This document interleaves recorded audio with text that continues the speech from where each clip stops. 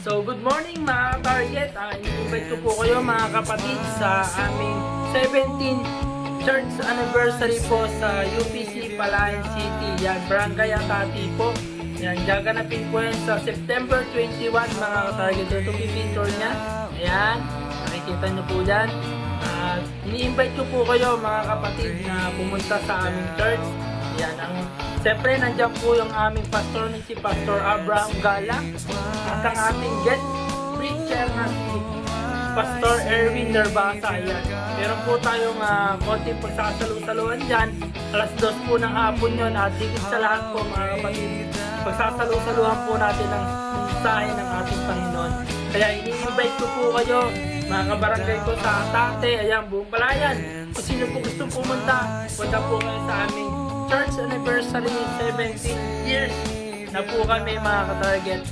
Maraming salamat po. Ayan mga kapatid, iintayin po namin kayo. Ha? Kung wala po kayong motor, sunduin namin kayo. Basta mag-chat lang po kayo sa akin or sa aming mahal na pastor si Pastor Abraham Gala. Yun lamang mga kapatid, i-invite po namin kayo sa aming anniversary. Yan, ingat kayo and God bless mga kapatid.